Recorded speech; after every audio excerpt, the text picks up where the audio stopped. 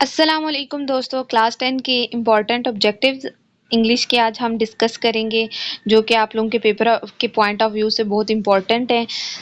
इसमें सबसे पहले एमसीक्यूज़ पे पहले हम आएंगे। सबसे पहला जो हमारे पास एमसीक्यू है वो क्या है? I have found the pen which I had lost, the underline word is.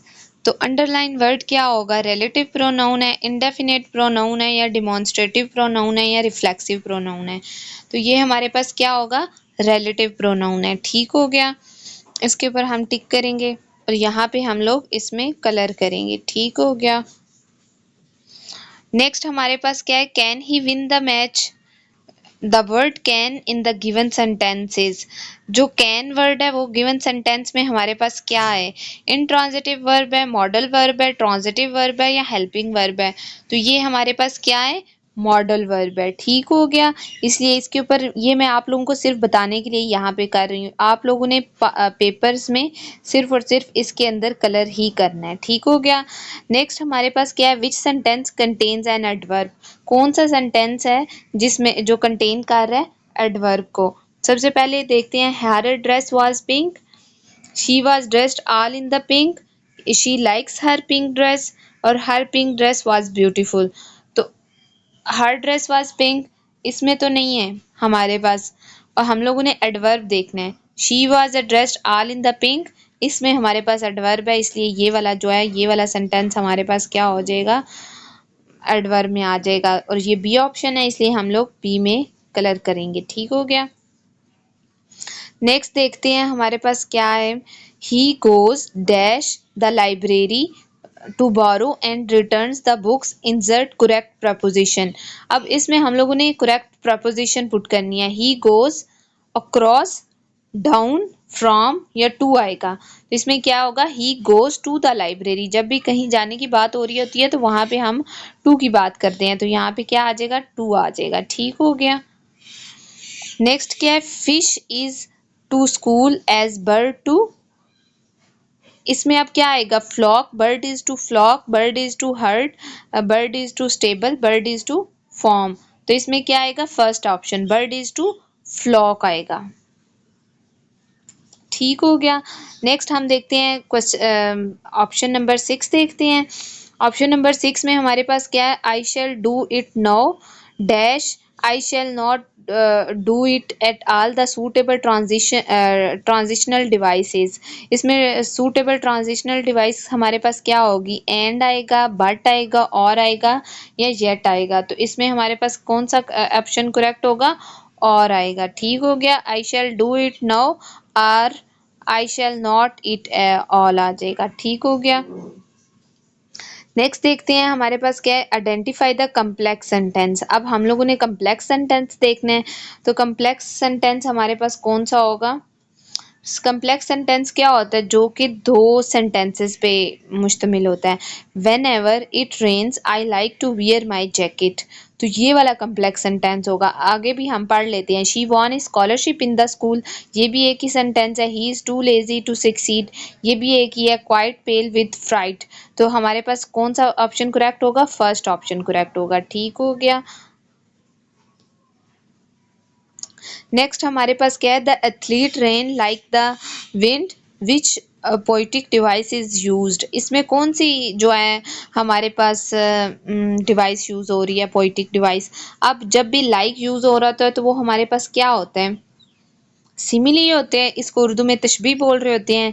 जैसे भी लाइक वाइज की बात आई तो वो हमारे पास क्या हो जाता है? सिमिला ही हो जाता है। ठीक हो गया। नेक्स्ट देखते हैं। If you dash hard, if you you would have got a first class, use correct form of verb। अब इसमें हम लोगों ने correct form of verb बताना है, तो correct form of क्या होगा? if you had studied, if you had studied you would have got a first class, use correct form of verb इसमें हमने बतानी थी। तो इसमें correct option क्या आएगा? had studied आएगा। ठीक हो गया। नेक्स्ट हम देखेंगे the synonym of current is. Current का सिनोनियम मुतरादिफ क्या होगा? Dated, old, up to date, या अर्ली होगा? तो हमारे पास क्या आ जाएगा? अप टू डेट आ जाएगा। ठीक हो गया। मुतरादिफ का मतलब होता है उस जैसा, तो करंट का क्या होगा? अप टू डेट हो जाएगा।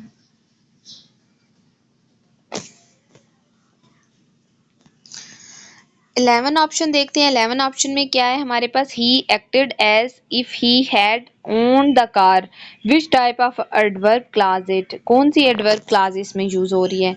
तो इसमें अब कौन सी एडवर्ब क्लास यूज हो रही है, सबसे पहले देखते हैं एडवर्ब क्लास ऑफ टाइम, वो भी नहीं है, adverb clause of reason, adverb clause of place या adverb clause of manner. He acted as he had own the car, वो कह रहा है कि उसकी अपनी कार है, he acted as if he had own the car, तो इसमें क्या आएगा, एडवर्ब क्लास ऑफ मैनर आ जाएगा। ठीक हो गया। Identify the use of personification, personification Urdu में क्या होता है, इस्तारा होता है। The daffodils danced in the wind, she ran like a hare, he works day and night, it is very hot and humid today। तो अब इसमें हमारे पास करेक्ट ऑप्शन क्या आ जाएगा, the daffodils danced in the wind. ठीक हो गया, इसका करेक्ट ऑप्शन ये वाला हमारे पास आ जाएगा। नेक्स्ट क्या है, his car was old but yet very dash, select more positive connotatives adjective to complete the sentence।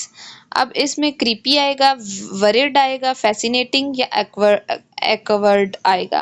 तो इसमें आप लोग देखें कि हमारे पास क्या आ जाएगा, his car was old, उसकी कार तो old है, but yet very fascinating आएगा। ठीक हो गया, इसका थर्ड ऑप्शन करेक्ट आ जाएगा। नेक्स्ट क्या है, he returned after dash or, he returned a आएगा करेक्ट, हमने इसमें चूज द करेक्ट आर्टिकल बताना है। ए आएगा, एन आएगा, दी आएगा या नो नीड ऑफ आर्टिकल आएगा। तो इसमें क्या आएगा, ही रिटर्न्ड आफ्टर एन और आएगा। ठीक हो गया, इसमें एन और आ जाएगा। ठीक, नेक्स्ट हमारे पास क्या है, at that time he had been writing a novel for 2 hours, identify the sentence। अब इसमें हम लोगों ने सेंटेंस बताना है, प्रेजेंट परफेक्ट कंटिन्यूज है, पास्ट परफेक्ट है। अब इसमें देखें ही हैड बीन राइटिंग है, सेकंड फॉर्म ऑफ वर्ब, साथ में बीन भी लगा हुआ है और प्लस आईएनजी भी लगा हुआ है। तो ये कौन सा होगा, फ्यूचर, फ्यूचर भी नहीं है। पास्ट परफेक्ट, इसमें क्या आएगा, पास्ट परफेक्ट कंटिन्यूज, कंटिन्यूज क्यों, he had been writing, writing है, तो इसलिए इसमें हमारे पास क्या आ जाएगा, पास्ट परफेक्ट कंटिन्यूस सेंटेंस आ जाएगा। ठीक हो गया। अब देखें, ये आप लोगों के पास पूरा ऑब्जेक्टिव पेपर था, ये आप लोगों के पास्ट पेपर में काफ़ी इंपॉर्टेंट, इनको एक दफ़ा आप लोग देख लीजिएगा, मोस्ट इम्पॉर्टेंट ऑब्जेक्टिव्स हैं।